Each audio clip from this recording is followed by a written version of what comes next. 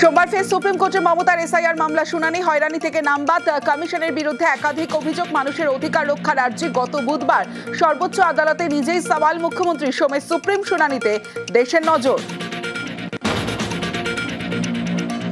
পশ্চিমবঙ্গে ভোট কবে? শুনানি শেষ করতে আরো 7 দিন সময় চান সিইও। দিল্লিতে চিঠি, শুনানির কাজ পিছলে, ধাপে ধাপে পিছবে সবই। পিছবে ভোটের দিন ঘোষণাও। এসআইআর শুনানির ডেডলাইন পার। আইন শৃঙ্খলার কারণ দেখিয়ে পঞ্চায়েত অফিসে হিয়ারিং এ আপত্তি কমিশনের। ডেরেক ডোলার মামলা সুপ্রিম কোর্টে হলফনামা। ইটাহার ফারাক্কা চাকুলিয়ার ঘটনার উল্লেখ করে নির্দেশ পুনর্বিবেচনার আর্জি। কাল ফের শুনানি। ডমিসাইল সার্টিফিকেটে তরজা। ডমিসাইল সব ক্ষেত্রে গ্রহণযোগ্য নয়, দাবি শুভেন্দুর।